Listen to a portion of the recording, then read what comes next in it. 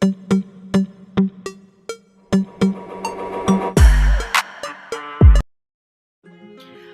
everyone! So welcome to another episode, and for today's video, as you can see, nandito kami ngayon sa MRT dahil pupunta po kami sa mga oras na to sa Manila Ocean Park dahil ipapasyal namin yung mga bata at pati na rin yung mga matatanda. So sa gaya nga ng pinangako sa mga bata ay ito yung araw na kung saan nakikita nila at personal nilang mamimit ang sea lion.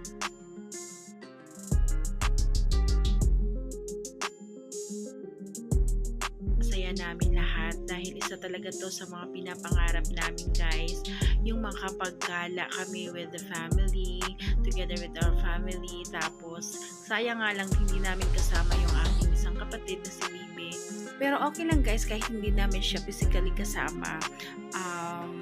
Nag video call naman kami sa kanya at ina-update namin yung mga ganap namin dito sa Manila Ocean Park, dito sa Manila vacation namin.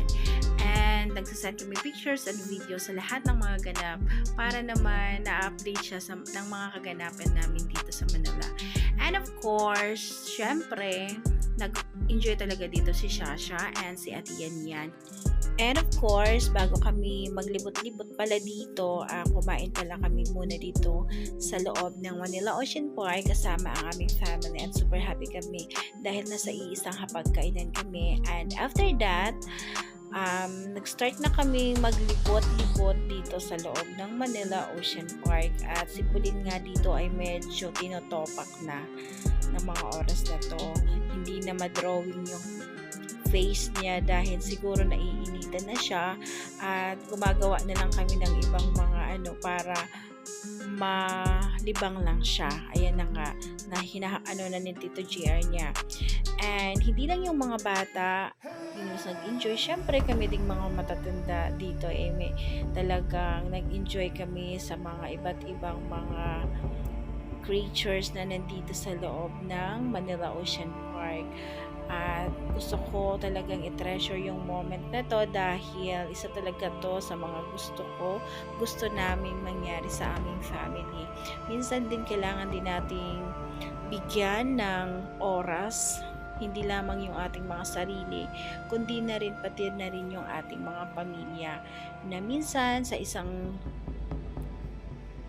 taon mag-travel naman tayo, kahit simpleng travel lang yung ating ipa-experience sa kanila, kahit hindi malayo, kahit dito lang sa Pilipinas, sobrang happy na ng ating mga magulang at syempre ng ating family, kasi isa din to sa mga nakakapagtibay ng pundasyon nating mga pamilya, yung gumagala tayo, kasi nabibuild talaga yung strong relationship natin dito pag nandito tayo sa ibang lugar.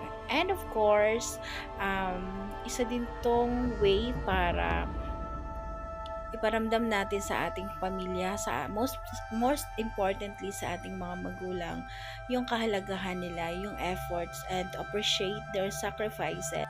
Yung goal talaga naming magkakapatid ay makapag-travel kami, pero hindi lang yung kami lang yung magta-travel. Kasama talaga namin yung aming family, sila mama at papa, yung mga kapatid ko, yung pamangkin ko, kaming family talaga. So, ito na yung moment na nasisimulan na namin yung mga bagay na dati pangarap lang namin. So, thank you Lord for this wonderful opportunity, at binigay nyo na sa amin yung moment na to, at nasimulan na nga namin rana sa aming pamilya yung mga ganitong bagay, at kitang-kita sa mga mata nila, sa mga ngiti nila, na sobrang nag-enjoy sila. Yung mga nanay at tatay natin sinasabi lang na wag na yan kasi magastos lang yan, pero deep inside sa kanilang puso sobra silang natutuwa, masaya, at nag-enjoy. Makikita mo yung mga ngiti nila na sa ngiti pa lang nila nagsasabi na pasasalamat. So, bilang isang mga anak, it's payback time. Ito yung isa sa mga deserve nilang experience talaga. Marami pa kaming mga bagay, lugar na gusto naming ma-experience ng aming family together with our family, at alam ko at naniniwala ako na ito ay isang simula pa lamang ng aming journey as of #family travel goals. So, kasama na si Pauline and Si Milrose. Super thank you Papa Lord for this wonderful opportunity na naranasan namin talaga. Super talaga, such a blessing for us na ma-experience namin to, mga moment na to, and happy kami dahil buo yung family namin. Ang hinihiling lang namin sa Panginoon magandang pangangatawan and more blessings to us, sa amin at sa aming mag-asawa. And happy kami na nakikita namin yung mga magulang namin na solid sila kahit hindi na sila, charot. And of course, maraming mga magagandang bagay ang nangyari dito sa Manila and sa aming family, of course. So happy and super duper happy. At naniniwala ako na masusundan pa to. Basta magtiwala lang kayo. Minsan yung aming mga magulang napapagod na din. I-enjoy natin yung mga moment na habang yung mga parents natin ay bata pa, malalakas pa yung katawan. Ibigay natin yung kung ano yung dapat at deserve nila. Siyempre, tayong mga anak ay kailangan nating magpursige din, mag-ipon, kasi kaya tayo nagtatrabaho para i-enjoy natin yung buhay. Kasi life is too short. Huwag natin i-stress yung ating mga sarili para sa mga walang kakwenta-kwentang bagay. Ibigay natin yung kung ano yung mas makakapagpasaya sa atin. And always look back kung saan ka nang galing. At hanggat wala kang natatapakang tao, then alam mo na masaya ka sa ginagawa mo, then go for it.